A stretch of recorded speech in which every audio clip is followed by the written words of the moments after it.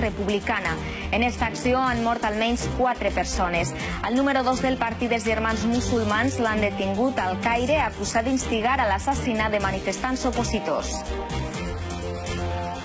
Como jefe de Estado y de gobierno de la República Bolivariana de Venezuela, he decidido ofrecerle asilo humanitario al joven estadounidense Edward Snowden para que en la patria de Bolívar y de Chávez pueda venir a vivir.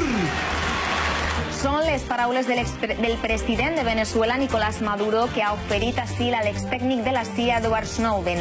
També li ha oferit el president de Nicaragua la seva ajuda. El filtrador dels servicis secrets dels Estats Units està a l'aeroport de Moscou esperant que algun país aculla la seva petició. Sobre l'incident d'Evo Morales, Maduro ha insistit que la CIA va donar l'ordre de tancar l'espai aeri. Las declaraciones. Queda en llibertat l'advocat Carlos Leal Bonmatí, acusat de mediar en la tramitació del Cero d'Andalusia.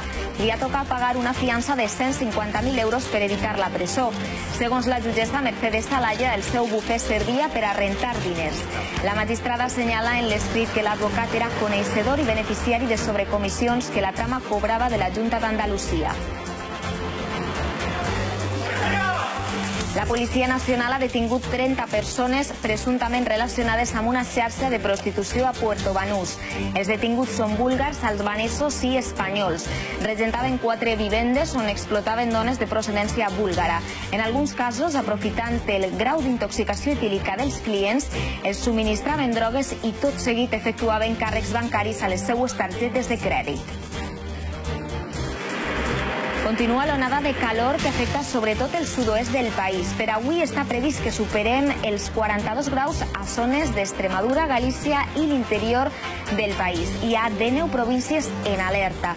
Precisament un col de calor pot ser la causa de la mort d'un home de 54 anys al municipi de Noia, a la província de La Corunya.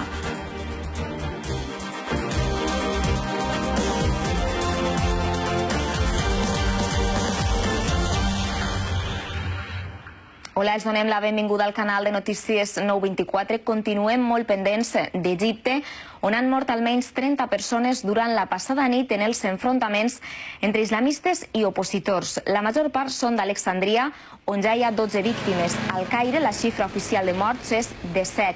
Els germans musulmans han dit que no deixaran els carrers fins que facin tornar a la presidència a Mursi, de qui no se sap res. Els militars han detingut importants membres de la confraria islamista amb l'acusació d'instigació a l'assassinat dels opositors. Nit de gran tensió en part de les principals ciutats egípcies pels enfrontaments entre partidaris i detractors del govern de Mohamed Mursi. Aquestes són imatges de la ciutat d'Alexandria, on s'han produït alguns dels xocs més violents. En alguns moments, la mateixa policia ha tingut problemes per a poder eixir dels carrers, convertits en escenaris de baralles directes de joves defensors d'un i altre bàndol.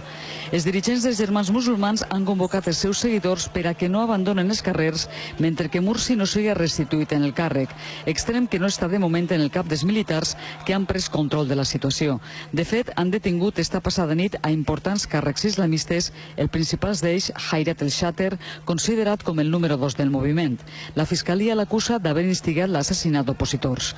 Per primera vegada des que Mursi fora apartat de la presidència, el líder màxim de germans musulmans, Mohamed Badi, ha aparegut i ho ha fet per a demanar resistència als seus seguidors. ستجدوا فيها كل ما ترغبون إلا أن يكون هناك. Del president electe Mursi, en canvi, no se sap res. Els germans musulmans han denunciat que es troba incomunicat i en custòdia militar. L'exèrcit, en canvi, sols diu que està en parador desconegut. El president de Venezuela, Nicolás Maduro, ha oferit asil basant-se en el dret internacional humanitari a l'extècnic de la CIA, Edward Snowden, que des de fa quasi 2 setmanes es troba a l'aeroport de Moscou. El president de Nicaragua, Daniel Ortega, li ha fet el mateix oferiment. El president de Venezuela, Nicolás Maduro, ha aprofitat els actes del 202 aniversari de la independència del país per oferir a Snowden l'asil humanitari. I ho ha fet apel·lant a la sobirania venezolana i amb la intenció de protegir l'extècnic de la CIA de la persecució dels Estats Units. Hemos decidido ofrecer esta figura del derecho humanitario internacional para proteger a este joven Snowden de la persecución que se ha desatado del más poderoso imperio del mundo. Igualment, el president de Nicaragua, Daniel Ortega, ha reconegut haver rebut la demanda d'asil de Snowden a l'ambaixada del seu país a Moscou.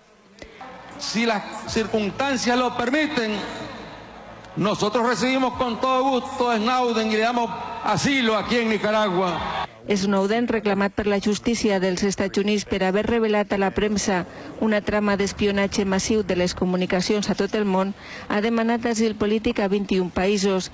Fins ara, la major part d'ells li l'havien denegat. La situació de l'extècnic de la CIA, que des del 23 de juny es troba en la zona de trànsit de l'aeroport de Moscou, corre el risc d'estancar-se i ja ha motivat incidents diplomàtics.